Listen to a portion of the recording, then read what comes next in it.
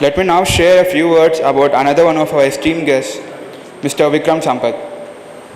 Mr. Vickramm Sampath is currently working as the director of Symbiosis School of Media and Communication.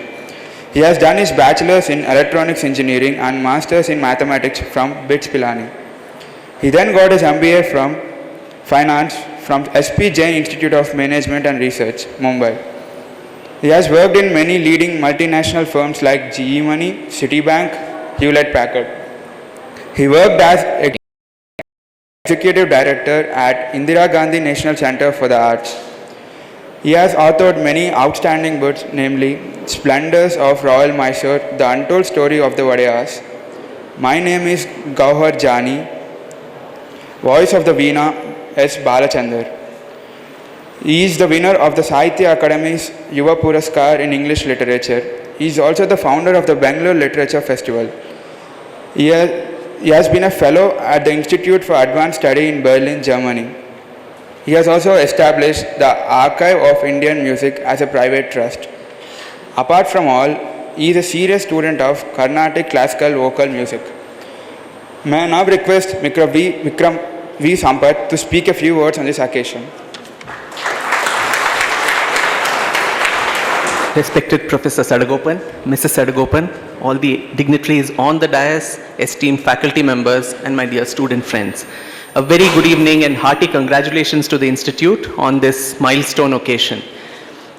Having worked under the guidance of Dr. Sadagopan in the Karnataka Knowledge Commission, I must say I'm envious of all of you who have the luxury and the pleasure of being under his guidance all the time.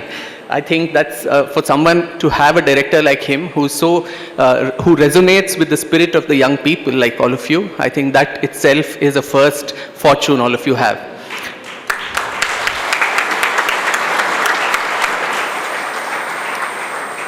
I almost feel like, a prodigal son coming back to his alma mater of sorts in this galaxy of engineers.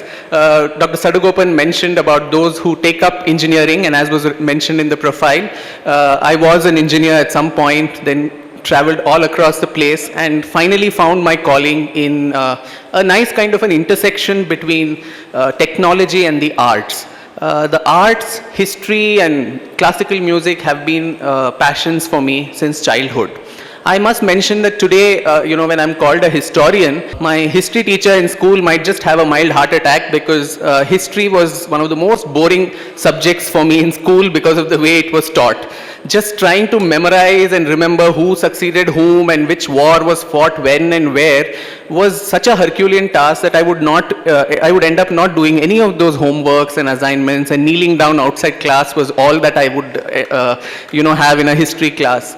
But then serendipity or happy accidents is what life is all about. And for me, serendipity struck in the form of a television serial. I don't know how many in this room would have seen that, The Sword of Tipu Sultan on Doordarshan, produced by Sanjay Khan. Now, some of you who are from Karnataka might remember that in that serial, the royal family of Mysore was shown in a very poor light. You had the Maharaja of Mysore shown as this obese, retard who was dancing along with the court dancer. You had the Maharani shown as one of those, typical vamps from the Ekta Kapoor serials, always scheming and plotting conspiracies. And the outcome of all of that, like all of us in this part of Karnataka are very emotional, as we saw in the last few days, there was quite a few emotional outbursts which went more than just emotion. There were protests, there was burning of this and that which went on. And as a boy of just 12 or 13 years who hated history, as I said, I don't know what about these protests really caught my attention.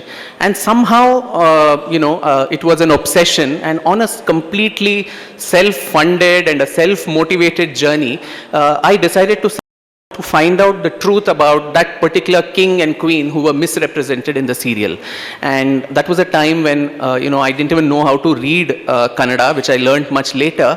And so with relatives, my maternal grandmother, my parents, every vacation meant going to Mysore, rummaging those archives, meeting members of the royal family, collecting a lot of information, never with the intention of probably publishing it as a book or anything. And this obsession actually carried on for 10 long years, and it got enlarged to the entire dynasty of the Wadayars of Mysore. And I just realized that there was not a single book that was written on this dynasty, which was one of India's longest reigning royal houses. It ruled southern Karnataka and a lot of Tamil Nadu and Kerala for about 600 long years. And that's the problem. Not only is our history taught badly in schools, but I think it's also very skewed. It's very focused on North India, the dynasties there. A lot of South India, we know nothing about Northeast, the history of the communities from that part of India, and South India always gets a raw deal. So I decided then, on the advice of many friends, to put all of this together in the form of a book, and that's how my first book, Splendors of Royal Mysore, came up. And I just realized that, we've got so oblivious to our own history that we think everything happened one fine day by a magic wand that someone really turned around. Today, Bangalore is an information technology hub. It's a knowledge capital. But how did all of this actually come about? And the answers for that lie in our history just about 100 years back.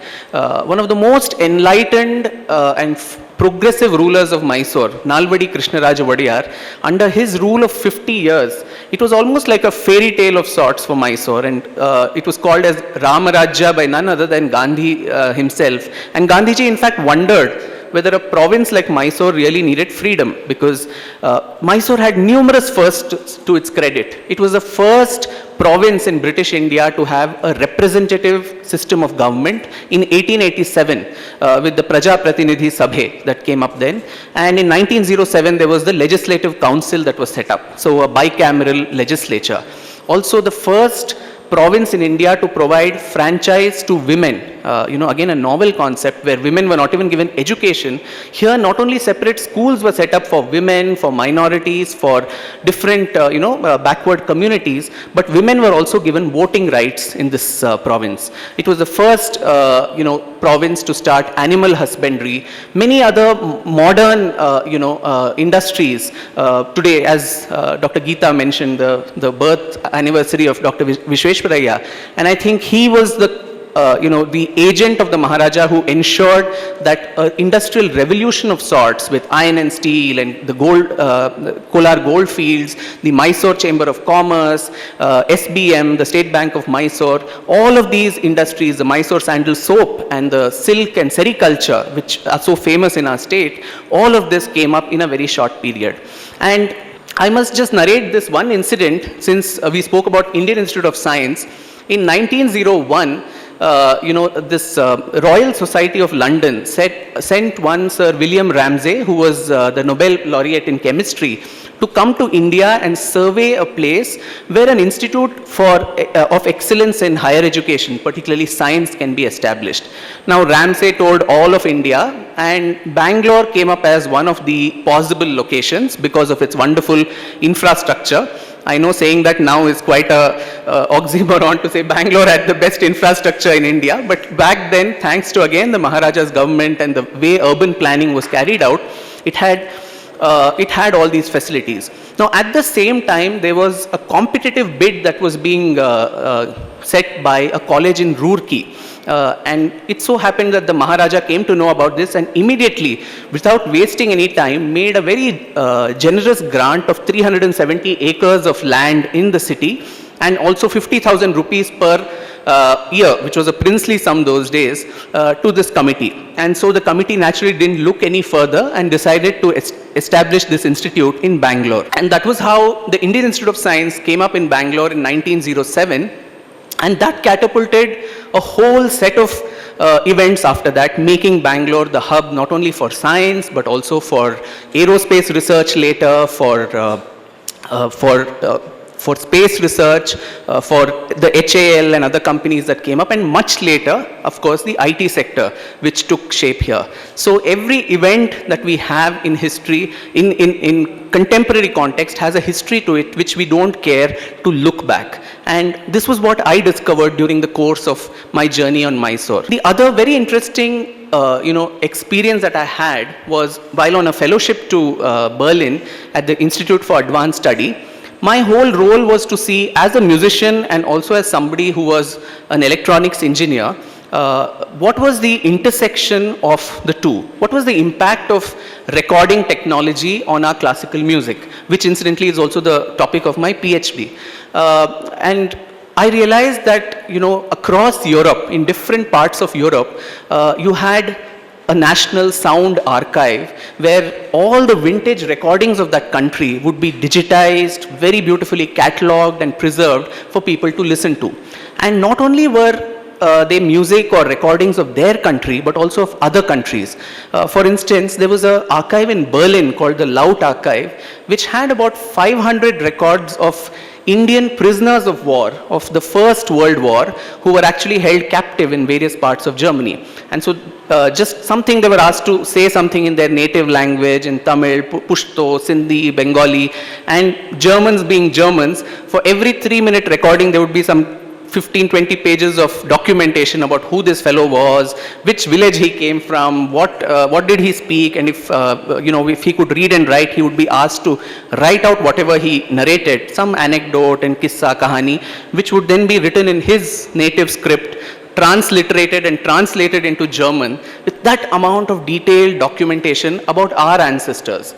And the constant question that everybody asked me there was, doesn't India have a national sound archive? And as a student of classical music, of history, and more so I think as an Indian, I really felt very ashamed and embarrassed to say that we do not have one such archive in our country. And it's such an irony of sorts, friends, that music is so ubiquitous for all of us, whether it's classical music or folk music or film music, popular music. For every occasion we have music. We started today with music and dance, auspicious events, festivals, the change of seasons, even death is commemorated with music. But then we consider a documentation and preservation of that music using modern technology as being totally unnecessary and unwanted. And so, as Gandhiji's famous lines go, be the change that you want to see, I decided that I should set up such an archive.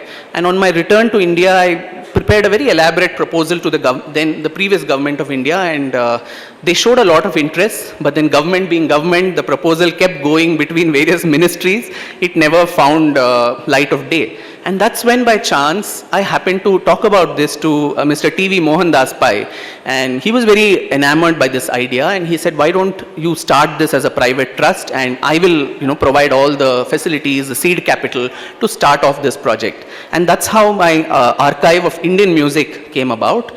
The music part, it's actually a euphemism. It's actually everything about the human voice. So there are about 15,000 gramophone records that I have collected from different parts of India, from chor bazaars and raddi shops, which is where all our very valuable cultural inheritance lies rotting, unfortunately, of classical music, folk music, theatre recordings, early cinema, and also voices and speeches of leaders like Gandhi and Tagore and Nehru, Subhash Chandra Bose. The only voice recording of Mahatma Gandhi on a gramophone disc was done in 1931 when he went to London for the Round Table Conference. And these people just put this horn in front of him and said, say something. And he said, I'm not going to talk anything political, so I'm going to say something about my conception of what God is. And so the record is called The Spiritual Message of Gandhi. And can you believe where I found this very valuable record of the father of our nation? It was in a chor bazaar in Chandni Chowk in Delhi. And in the midst of numerous other records, and the person who was sitting on it didn't even realize what treasure he was actually sitting on. So it's very, very sad that, we have, as Sir mentioned, we have such a vast history of dating back to thousands of centuries, but we just let it crumble in front of us without any concern for it. And as students of technology, I think all of you can look at, those of you who are interested in this, can always look at opportunities where you can see an intersection of how technology can be used to preserve our heritage and thereby make it available for posterity. So today we have digitized about 6,000 such records, and all of these are available on SoundCloud. If you actually search Archive of Indian Music on SoundCloud, you would see them, and we have about 7 or 8 lakh followers who are constantly listening to all of this music. So there is a market, there is interest in all of that, and probably I would love to work with sir and some of you to see how best these can be made available and also interesting for young people through mobile apps or whatever new technologies that one can use to propagate all of this.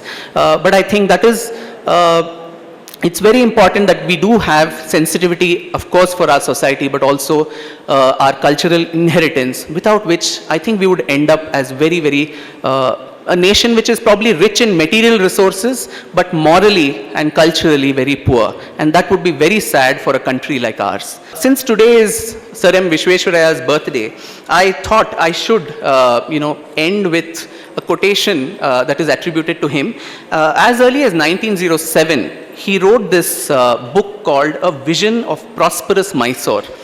I think the greatness of any human being is the timelessness of his or her, words. What was valid and relevant in 1907, if it is more valid now in 2016, that just shows the foresight of the individual. I quote what he says: "Slackness is the worst curse of our country. At first sight, everybody seems to be taking part in some common task. As a matter of fact, several people are looking at doing the same labor of one person. The Public Works Department is not altogether free from this taint of slackness. We are too much accustomed to soft conditions. The number of working hours is fewer here than in Europe. There are more government holidays in our state than even in British India. Official employment is sought because once a man gets into service, whether efficient or weak, wise or imprudent, he is practically sure of a compensation for the rest of his life. Closely associated with slackness is complete lack of initiative.